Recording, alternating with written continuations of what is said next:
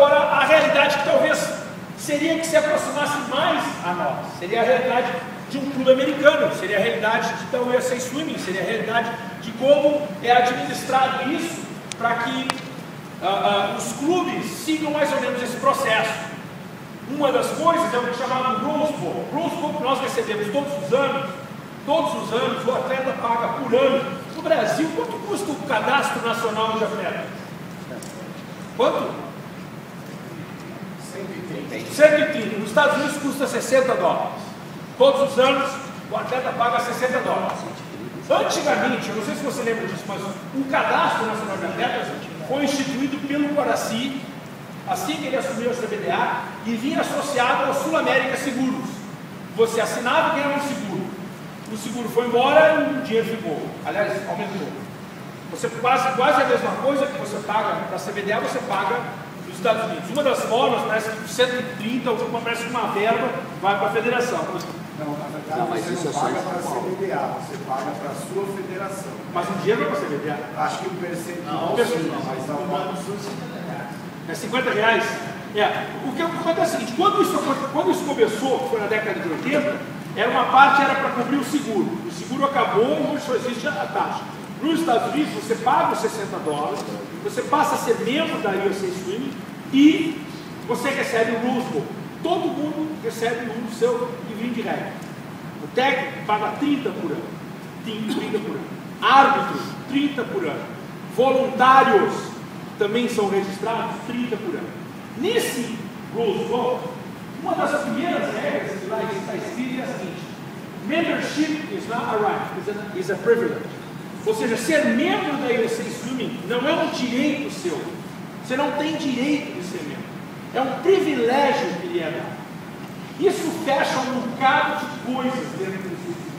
Por exemplo, a USA Swimming pode determinar se você pode estar treinando. A USA Swimming pode determinar se você pode ser árbitro ou não. A USA Swimming pode determinar se você pode ser atleta ou não. E é dentro do que ela quer, dentro das regras. A USA Swimming não pode evitar que você seja técnico de natação. Não. Isso é um direito do trabalhador, você pode trabalhar, mas você não pode dar treino para nenhum membro, porque você não é membro.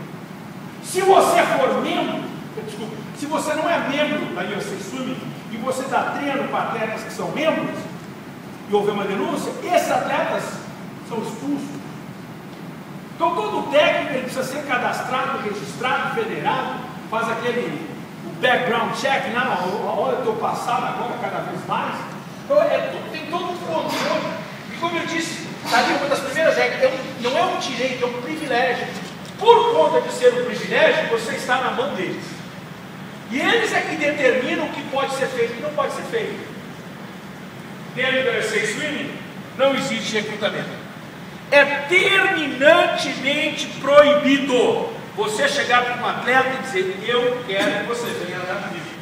Gostaria que você viesse para meus atletas. Eu tenho 11 anos nos Estados Unidos, eu nunca fiz, não posso fazer. Nem os atletas que saem do exterior para lá eu não convido, eu não posso fazer. Não falta gente ruim, mau caráter em lugar nenhum. Pensa que os Estados Unidos é uma maravilha, que não é não. Isso tem em todo lugar do mundo, gente invejosa. Isso aí é o que mais tem. Mas essa regra, ela é cumprida de uma forma. Há um treinador paulista, eu acho que ele nem treinador do Brasil ele era, mas ele abriu um clube novo há alguns anos, e o nome do clube era Aventura Swim Club. Ficava ali perto, na cidade de Norte Miami. E, na verdade, ele trabalhava no Norte Miami Swim Team. Ele meio que teve um confronto com o head coach lá e disse: eu vou abrir meu próprio time. Foi para a casa dele, fez uma reunião com os pais, para os pais que estivessem interessados passassem para o clube dele. Foi para julgamento. O clube dele ficou 1 ano sem poder competir oficialmente e ele ficou 2 anos sem poder dar treino. Eu estou dizendo o seguinte: dar treino, competição, nada. O clube dele, os atletas podiam participar das competições, mas nadavam sem contar ponto, sem ir para a final, chamado Ana Tático. Ele, profissionalmente, ele ainda ia para a piscina, botava o treino no papel, entregava, nem isso ele poderia fazer, mas ele fazia. Mas ele não dava treino, ele não foi 2 anos. 2 anos ele não pôde dar treino. Porque a regra realmente ela é muito forte nisso. Por ser um privilégio, você precisa se adequar às regras. E como não existe recrutamento, quem romper essa barreira, ele está sujeito a essas coisas. Você é passivo de suspensão, como aconteceu com ele, e até a expulsão, como não foi o caso. Por sinal, o treinador muito sucesso. Vamos naquela de novo, antes de chegar nessa parte, por favor. Antes de passar para do próximo nível ali, eu queria que você dissesse uma coisa para vocês. É muito importante que a gente entenda que cada realidade é uma realidade. Cada programa tem a sua característica. As dificuldades que existem em Mineiros são diferentes das dificuldades que existem lá no Varginha Tênis Clube. Mas existe uma linha a ser conduzida.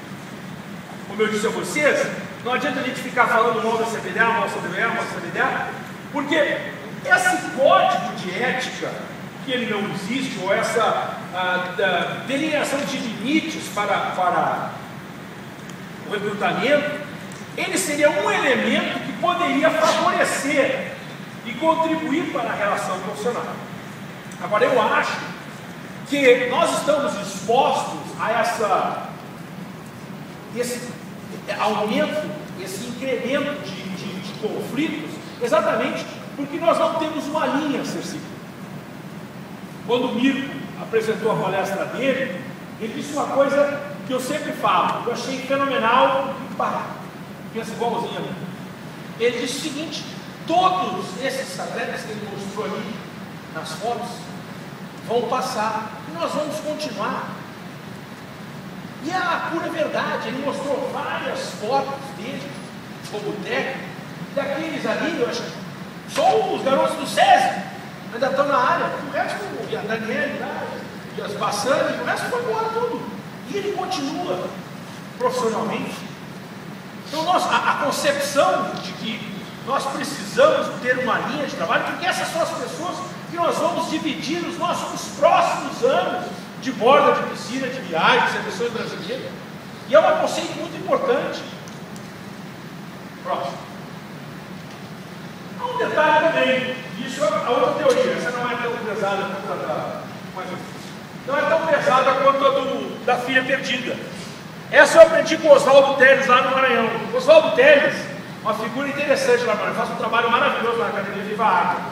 Antes de eu ir para o Maranhão, era um grande amigo. Quando eu trabalhei no Maranhão por 3 anos, foi um grande inimigo. Quando eu saí de lá, voltou a ser meu melhor amigo. É verdade. E o Oswaldo dizia uma coisa assim muito interessante. Nós, e eles isso, somos muito burros, porque a gente briga pelos atletas que já estão dentro.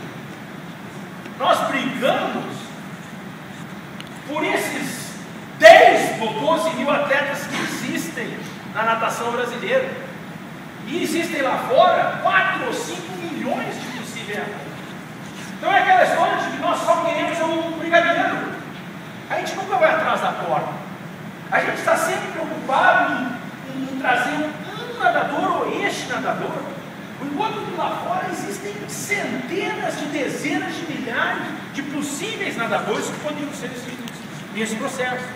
E o recrutamento, e principalmente as animosidades que são geradas pelo recrutamento, eles são frutos dessa falta, dessa inoperância, esquece as CBDAs, da nossa parte também de ir lá fora.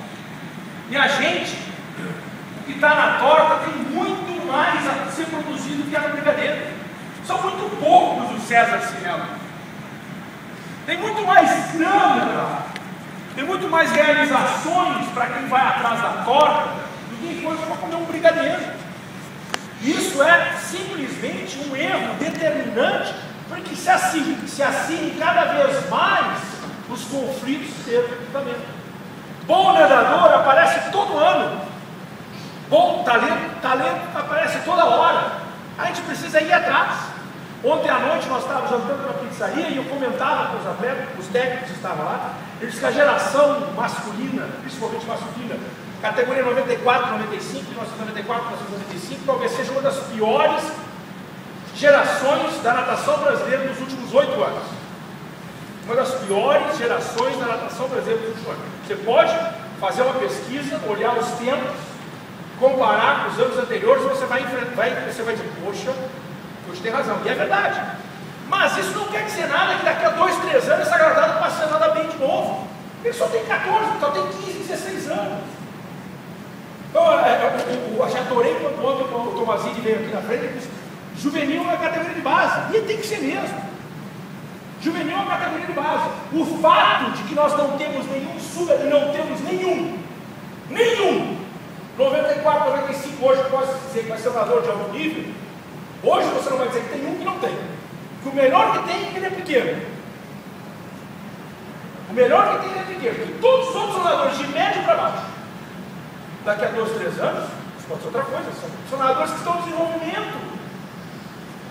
Aí você fala do 96, 97, pô, a quantidade de craque que tem ali, pode ser que daqui a 2, 3 anos não esteja mais nadando também. Então nada é garantido nesse negócio. Por não ser nada tem que ser garantido nesse negócio, quanto mais nós tivermos toda ao redor de nós, muito mais brigadeiro a gente vai comer. Porque a gente só for atrás do brigadeiro, a gente vai à fonte seca. A fonte seca.